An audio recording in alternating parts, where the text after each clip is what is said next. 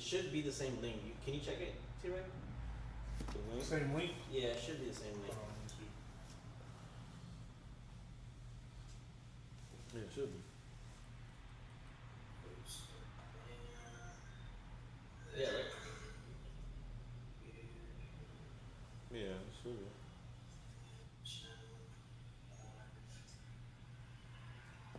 That's right now, right?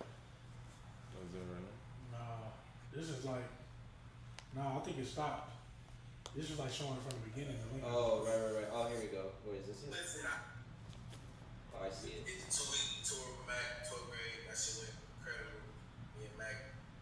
So I guess then now we'll probably have to keep the live running the whole time then? Yeah. Because if we stop it for the smoke break, then it's gonna start a new link when we start it again. Maybe do the smoke break at the end. Maybe do the smoke break at the end now.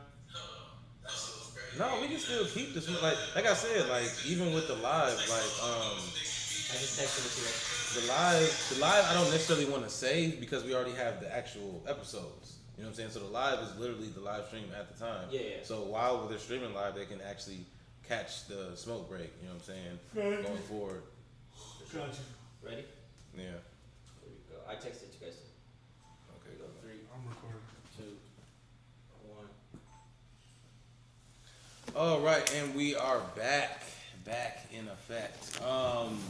Yeah, so we was talking about, you know what I'm saying, the ups and downs of the industry and, you know what I'm saying, the things that you went through and, like, you just experiencing all this shit at an early stage. I want to actually talk with you about, you know what I'm saying, one of your biggest lessons that you would say that you learned in the music industry by being somebody who started in it so early, who got notoriety, who made some money, who got, you know what I'm saying, some real life fame, whether it be locally or nationally early, and then have to learn the business. So what was one of the lessons that you learned that, you know what I'm saying, now that you would give game to a younger artist?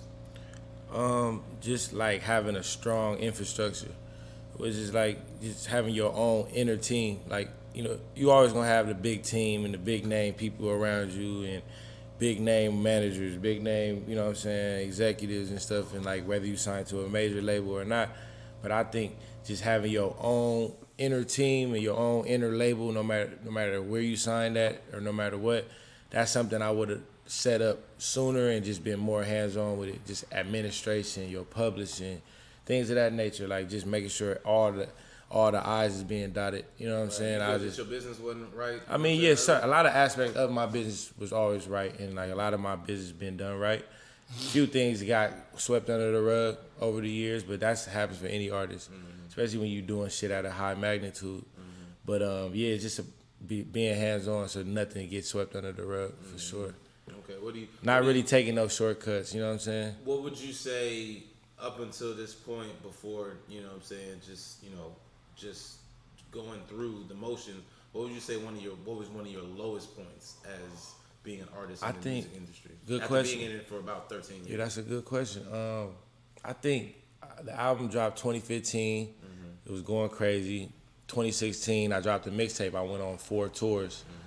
That year, I think we did about 200 shows in 1 year. Like, I can honestly say I was on the road more than half the year. Like, I wasn't home.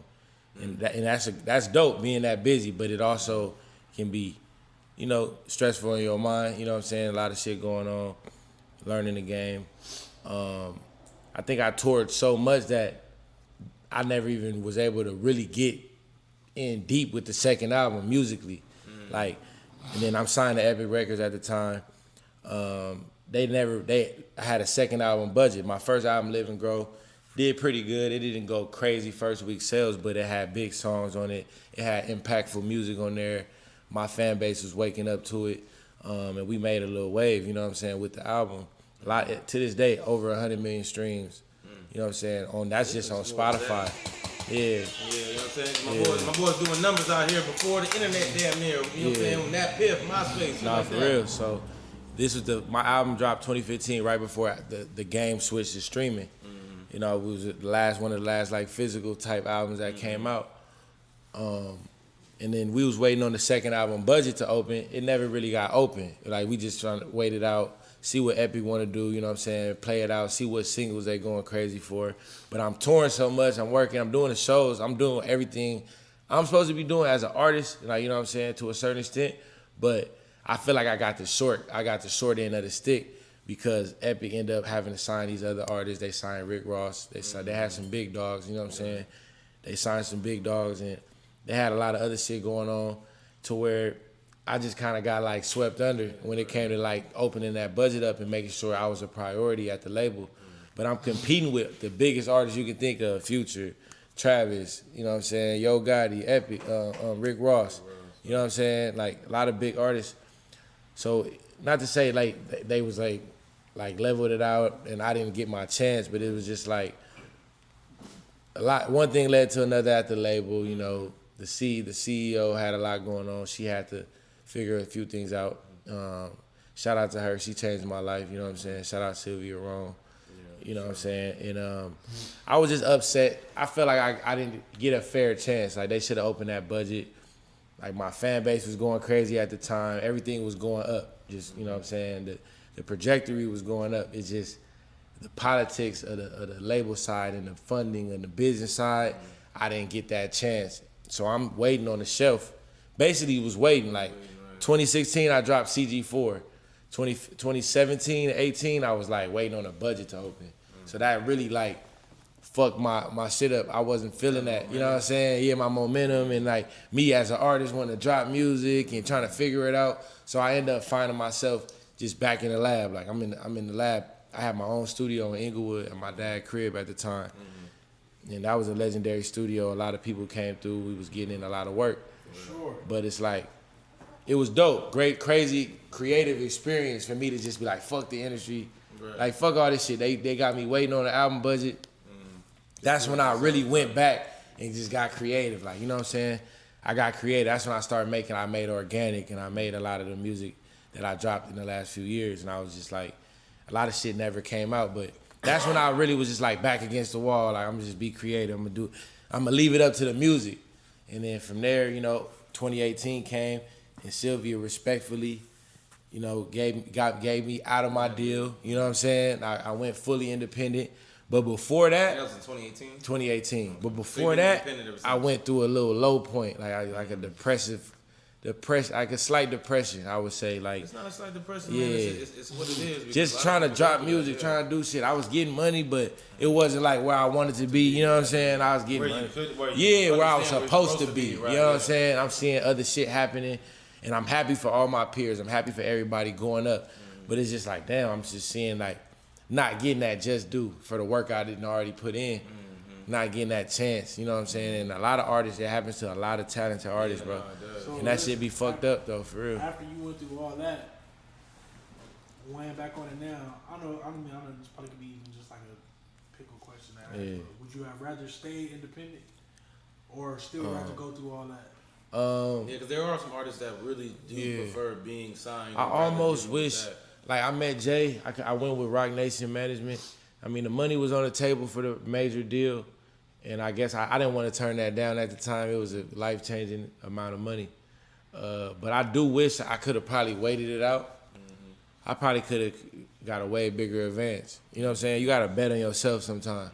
I could have easily bet on myself another year, turned down that bread, and then be like, fuck it, I'm going to try to maximize the independent grind and then take the buzz over the top, go get a bigger bag in a year or 8 months from now. That's something I could have did. And that's more so come with learning the business. Yeah, because I really had like a crazy independent buzz, like one of the craziest independent buzzes ever out of LA. You know what I'm saying? Without a label, like, you know, like shit like what Dom is doing and the shit that's hard to do. You know what I'm saying? Like how me and Dom finna go on this tour. You know what I'm saying? A new tour coming next month. Yeah. We doing 18 cities. So like, and then him being an independent artist and what the magnitude he doing it at is like, it don't happen.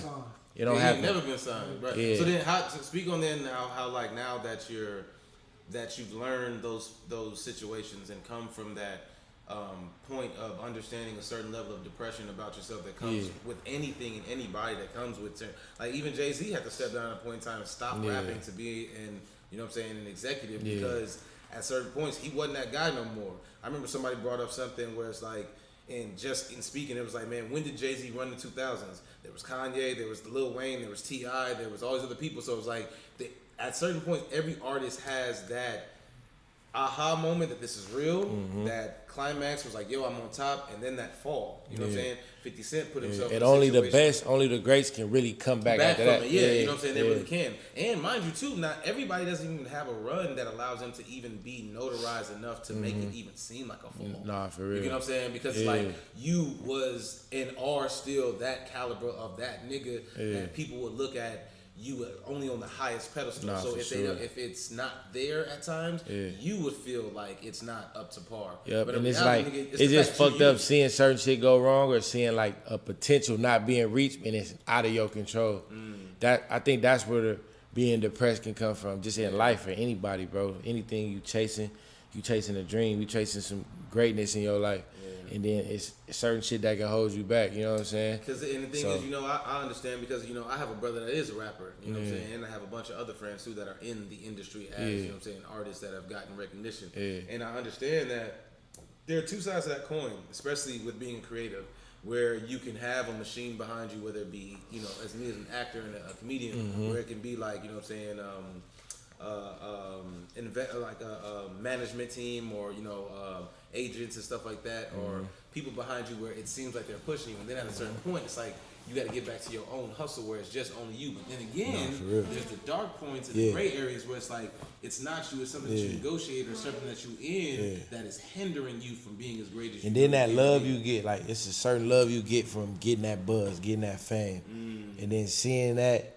Or just seeing how people can switch, it can be like detrimental to your how you know How you think, how you view people, how you carry yourself with people. Like it'll make you put a wall up. Yeah, exactly. It'll really make you put a wall up. You know what I'm saying? Like just the fame in general. You know what I'm saying? So I want to know then personally, how have you, as somebody like I said, like because you catch so many people who get on the internet now as older people in their field, or just like people who are veterans who crash out and look crazy, but then you catch people who just like kind of just, you know, dwindle away or just hide based off of certain shit. So how have you dealt with being somebody that's gotten a certain level of notoriety and recognition and felt like at certain point in times it's been a standstill, but you know that you still have so much more to offer? How have you done Just that? like you said, just being confident, just knowing that I ain't gonna So always that be nigga, I ain't gonna yeah, always right. be at the top. You ain't gonna always have 30 points in the game. Like you gonna put up 10 points. Right, Yeah, one like day, right, yeah. you know what I'm saying? Like Kobe didn't have 40 every game. You game, feel no, me? right. He was one of the closest to doing it, but it's like, yeah, you ain't gonna always have an all-star game. You know what I'm saying? And you might just add to contribute to the team winning. You know what I'm saying? And that's something I always been about. And yeah, just knowing that, like, I always knew I was him. Like, I ain't never had nobody, like, even when I was in a depression or feeling bad on myself, I always knew, like, nah, you really him. It's just, it's just this shit is just smoke and mirrors, and this shit is political, and shit can get in between the real, what's really going on. You know what I'm saying? And, you know. No, and I completely understand that because I've been through that shit within myself, because without even getting certain recognition at times because I've been doing stand-up comedy and entertainment for almost like 15 years now, you know what I'm saying, if not a little longer. And it's like at times as creatives we can get recognition, we can get notoriety, we can get a certain level of accomplishment within itself, but then you tend to feel that you're not doing enough or people are not acknowledging you for what you are doing now compared to what you've done. You know what I'm saying? And then it starts to feel like, wait, you make it seem like I'm not who I am. You know what I'm saying? Or I'm And not I learned still that sometimes those people get the biggest win, like at the end. You know what I'm saying? Like they surpass all them people that was eating right in your face. All them niggas that was eating good in your face and you was starving. Sometimes it's like the tables always turn. You feel and I me? look at that too, like perseverance, and like, you know, like Nipsey said, like it's a marathon. Like I even have this mantra myself, TGNS, the grind never stops. Where it's something that it's like at the end of the day, I heard Tom Hanks say this. He was like, there's a saying that he goes by. It's like, this too shall pass. Yeah. So you that nigga, right? Yeah. You think you that nigga. You know everything. You got everything figured out. This too shall pass. Like every artist go through that. Like they'll say Lil Baby fell off, or this Right. artist Lil fell off. I be Wayne like, fell damn. off, or this, you know what I'm Yeah, saying? like they'll say all these artists fell off. I be like, nah, these niggas never fell off. Like I never buy into that. You know what I'm saying? Like I never even let nobody fully really make me think that. And I didn't really have points where I'm like, I ain't dropping music. I go on a hiatus, but I'm really a real artist though. But people view me at that level. Like you said, they got a certain expectation for me, but I'm a human. So it's like, that's how it go, yeah. And that's what I feel like that's where I like to have the conversation, and that's why I appreciate, you know what I'm saying, you coming here and being vulnerable and just talking with us, because this is this platform that I've created and wanted to create for individuals who deserve their flowers. It's just a lot of people that's just haters. Just because you got some type of clout, they gonna just create some, but say these are something. also people that never and do that what you shit do. that shit can be They nerve wracking. They can never do what you do. Because people will make you believe that they right, but they really not right. You know what I'm saying? I got a question. Go for it. I got a good fake controversial. Taj, no, I done went at it with niggas on the internet, Twitter, Instagram. This is my question. This is something we've definitely talked about plenty of times, but I still just want to hear the perspective now. From the whole everything that happened with the whole piece of carrot shit between, you know, Josh and Anwar or whatever, how much of an effect or how much of a play do you feel like that played on the balance of how your career was going at the time to where it could have the way it could have affected it in the future? Like, do you feel like certain niggas chose sides, or, you know, like, how much do you feel like that shit affected just your career? What necessarily happened? Because Just a little inside shit that happened in the city that became a big deal, kind of like, you know what I'm saying, within my brand. Like, we created a culture and a fan base, and we was a unit. To even piggyback then on that, then I would personally want to know, because we have now a segment on the Tuned In podcast where being tuned in with LA and LA culture. You know what I'm saying? Yeah, just the Peas and Carrots brand. So I wanted to know our Peas and Carrots brand, the store, like our whole brand was. You had a store? Yeah, we had a store. It was a whole wave. Like, where was it at? On Beverly by Fairfax District. Nice. So yeah, we kind of had a disagreements, and we all went our separate ways. Was it a clothing store? Yeah, it was clothing brand / label, but yeah, that shit was unfortunate. All three of them created a co-movement. Yeah. Just, you know, things happen. We all split That's up. why I'm asking, like, how do you feel? Yeah, I think it was bad for business, real bad for business. That's why I was real like had resentment towards both of them for a while, because it was like niggas kind of slowed down the process, like kind of made people think things about me that wasn't true. So it's like, you know how it be when it's be like people creating these things, these narratives, like, and I felt like it was planned out and people were running with shit. But it all was, you know, everybody was going through something at the time, and I kind of I kind of grew bigger than that, grew past it, like to where I put it in the past. But yeah, it definitely slowed down a lot, and it kind of like stifled certain relationships, and that was unfortunate. But I think people know the real, like everybody know I got a good heart, but a lot of fans was like trying me for a second, like commenting on my shit, like, oh, you fucked over Anwar, or you did this. But it was never that. Like, I'm the one that didn't help everybody out, but like this post that he put up, and he not even realizing what he doing, you know what I'm saying? So it was like, you gotta just forgive people sometimes, you know what I'm saying? Yeah, there was a situation like that. Yeah, and this type of shit that happens when you get signed and you got a team around you. Same people you come up with ain't gonna always be with you, you know what I'm saying? So that's just how it be.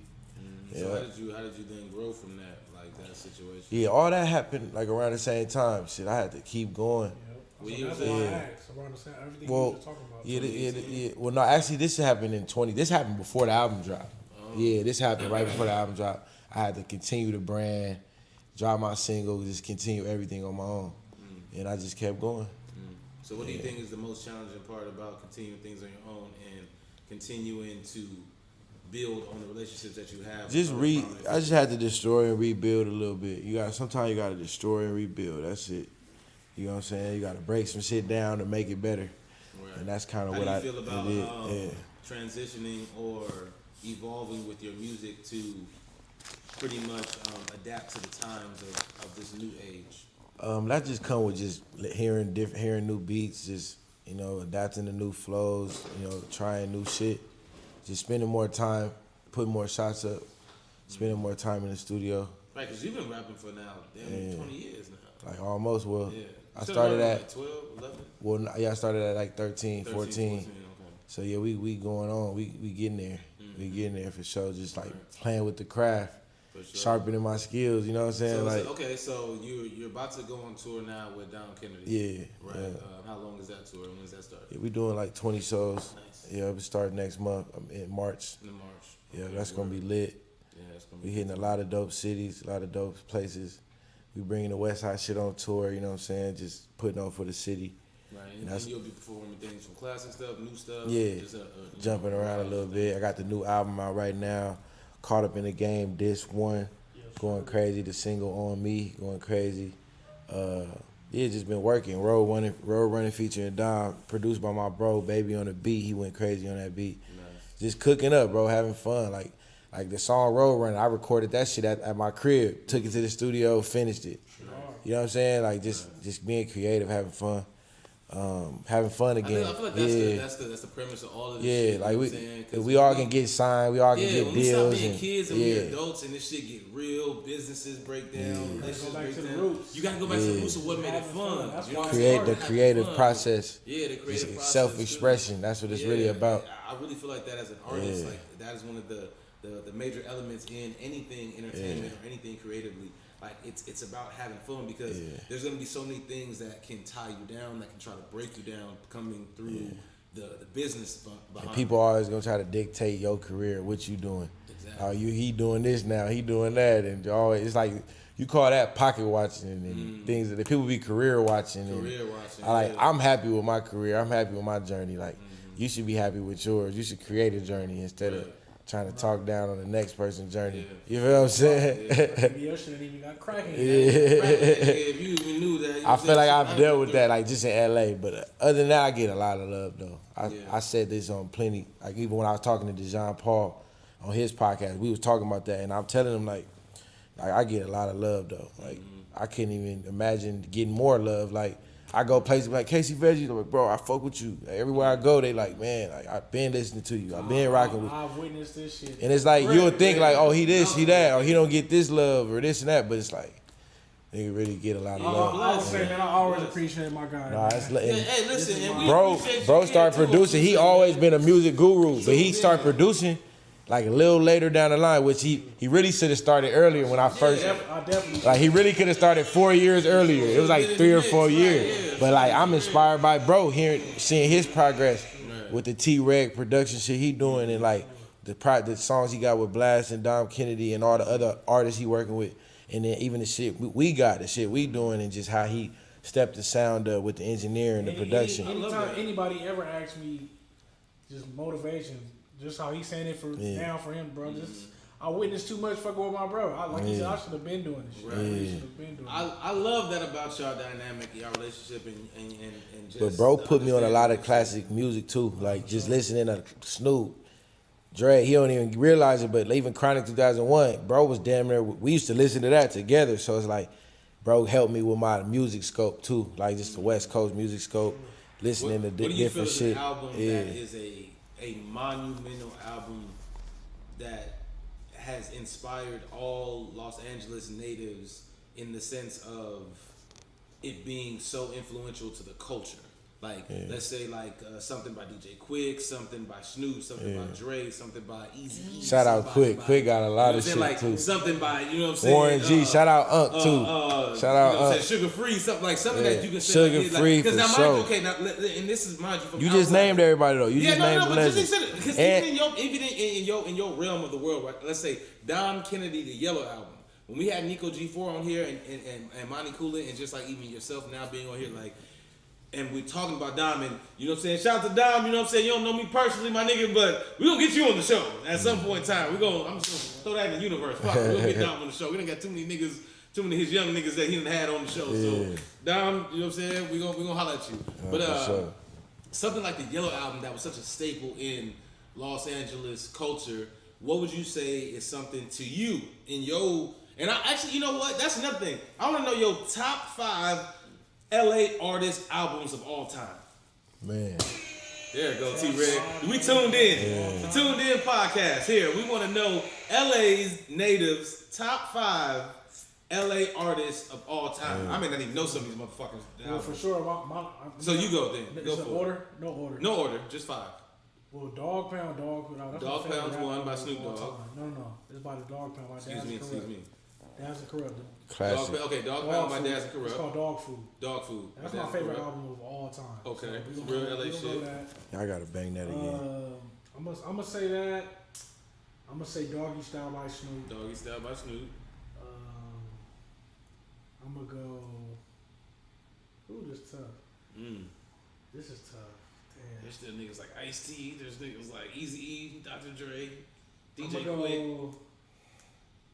I'm gonna go Balance and Options by DJ Quick. Balance and Options by That's DJ three. Quick. That's 3.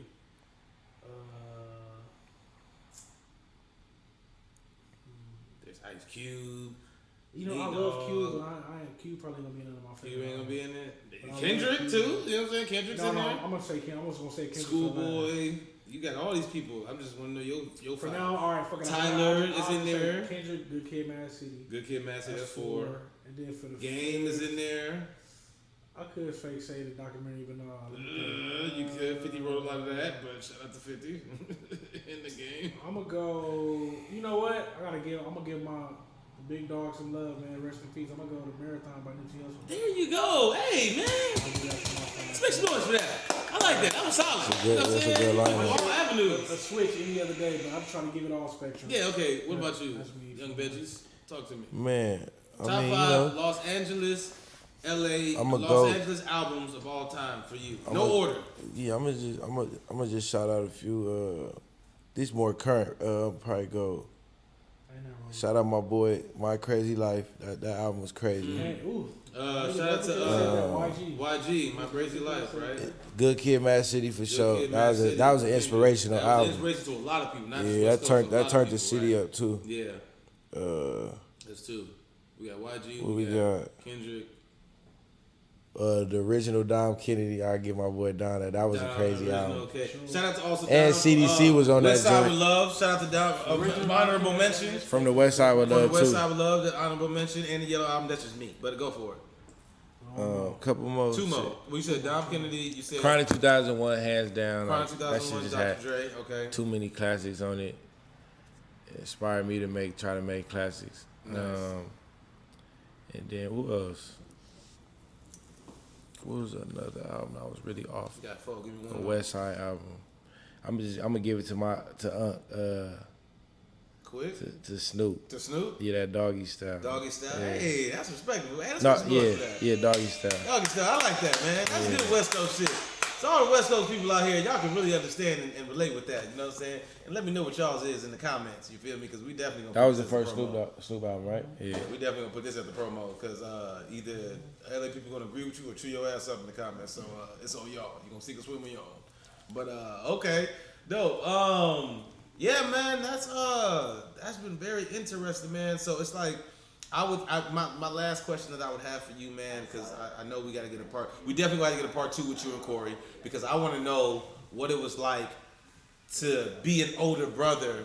Because I'm also older brother of a younger brother that raps. You know what I'm saying? To be and has gotten notoriety early. Like my younger brother, he had a mixtape that went viral on Twitter when he was 16.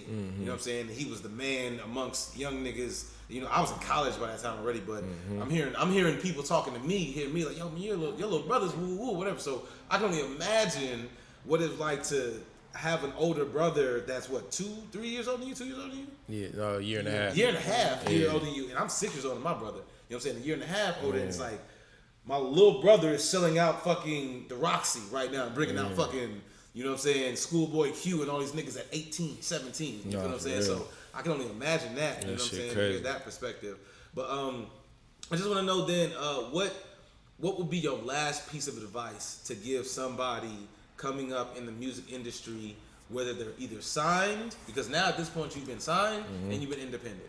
So what would be the advice that you have for them to be able to say, all right, based off the path that I took, you know what I'm saying? These are the jewels and the advice that I can give you with you doing what you're doing. What would be the advice? Shit, mainly just even when you get that success, you get that bag. Just stay hungry, stay on the grind, stay focused. You know what I'm saying? Stay heavily into your music because that's how you got there. Just stay true to the shit that got you there for sure. Yeah.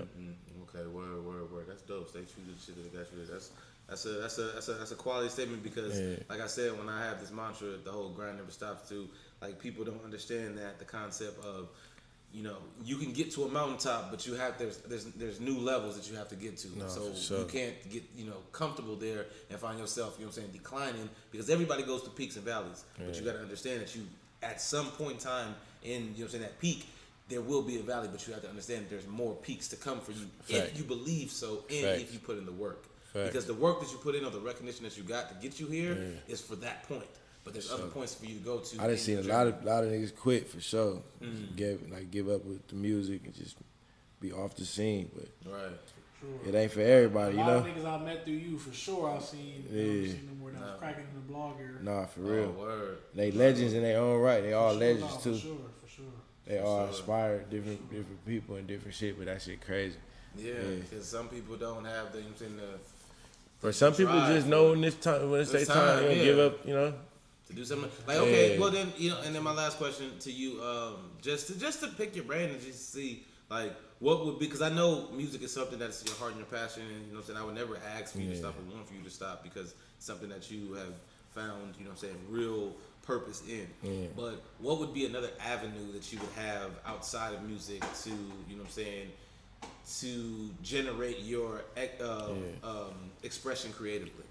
I don't know. I want to just come up with some type of dope ass new business model, or like a new company that caters to humans in some sort of way that not happening right now. Something different, like, I don't know, just how like they created Amazon, or like how they just created shit like that. People knew they needed, but like it's just not happening. Like nobody's doing it. Right. It's something that's like right in your face, but it's like nobody's doing it. Like, you know what I'm saying? That's the type of shit. Nigga, 50 Cent invested in vitamin water, nigga. Wasn't nobody doing that. You know what I'm saying? Yeah. Like, he made a serious bag off of water. Yeah. You feel me? So it's like, It's something like it's like right in your face, but like, you got to do it a certain way to really make it like interesting, like make it like a rare company. You know what I mean? That has people going crazy. Right. I feel like, that's the entrepreneur type shit, but just really just playing the background for real with the music. Like, I want to have some artists. I don't necessarily produce, no, but I'm probably gonna get into that too. Like, that's something I want to get into. Probably after I'm done, I put the pen down. I probably pick that up, just lock in. But I'm gonna start fucking around with it. But really, just playing the background, being like a just a visionary, like creative director type person. Right. Yeah. Right, that's dope. Well, man, Casey, this like I said, it's been a long time coming, and I appreciate you, you know what I'm saying, actually sitting down with us, definitely being vulnerable and letting people know the real that, you know what I'm saying, comes with this shit, and you know what I'm saying, telling us your story, man, because it's very interesting. Like, nigga, you can literally have a fucking movie about your life, a TV series at this point. For real. You know what I'm saying? A whole documentary. They say I need to do a crazy documentary. You should. I put think it you in should. Theaters on Netflix or something. I think personally, you should, because like I said, producers, directors, holla at me, man. Legitimately, producers, let's go get the directors, bag. You know what I'm saying? Let's get to the bag. Because literally, like you're a legendary nigga, man. You know what I'm saying? Like, you have a story, you have a, you know what I'm saying? Yeah, they gotta be tuned in, man. You feel me? Like, you have a story that needs to be told, you know what I'm saying, for younger people, you know what I'm saying, coming up in the game. And like I said, like, you know, you started damn near before, you know what I'm saying, social media. You know what I'm saying? Not before the internet, but before social media. So many layers. For sure. Exactly. My So many layers. nigga went from Crenshaw High to Inglewood High. That's a story with the That's a story with its fucking self. That's two opposing opposite schools. Yeah, two completely opposite schools, Nah, polar opposites. So that upbringing. And did you finish high school? Did you graduate? Yeah, hell yeah. Look, I'm like, I see. I'm over here thinking about. Yeah, nigga, I'm reading something. That nigga graduation was on MTV. Really? GPA crazy. MTV pulled up, did a little segment. It was a little segment. Hold on. Class of 2011. Yeah. What the fuck do you mean your graduation was on MTV? You had to go to 4.2? They came. MTV came and did a little segment. It hit the up. They aired it a little bit, then they aired it on YouTube and shit. It was crazy. Yeah. Hey, yo, make sure y'all look that up. Yo, he was still in school. Like, you. They came to the graduation. They came to the graduation. MTV. Was it? What was the premise of that? Like, I mean, just like they knew I already had the little, you know, my buzz on online and shit. So they was just tuning in, came to pop out. Yeah. That's fire. Right. MTV just popped out on a nigga randomly, casually, just came to my graduation. Then, you know, I got that. I said this in one of my songs I just made. I got the top 25 artists under 25 on Complex. And I got that. I forgot what year it was, but that was a crazy little list to be on.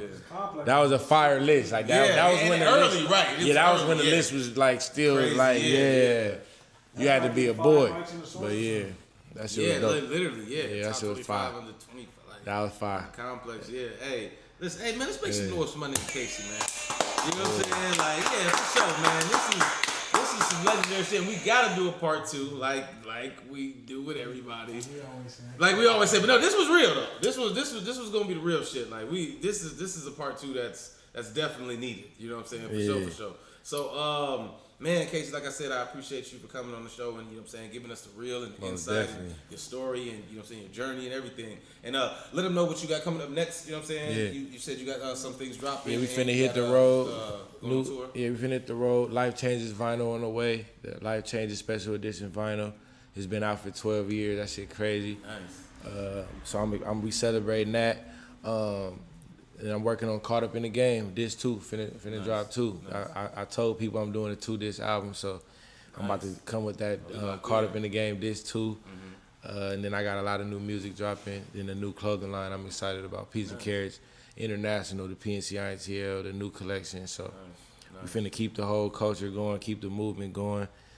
And I've been believing in this shit for years, so it ain't gonna stop. Yeah, that's for sure. That's beautiful, man. Hey, man, shake my hand, King. Love, you know what I'm saying? Love, brother. Thanks for having me. Shout out to the In Tune podcast. Yes. My PNC let them know that you tuned in. You know what I'm saying? Tuned in podcast. You did. Young Casey Veggies, man. Shout out to the real. Let's get it. Yes, for PNC sure. swag. Yeah. So yeah, man. That has been this section. I mean, this segment of the Tuned In podcast.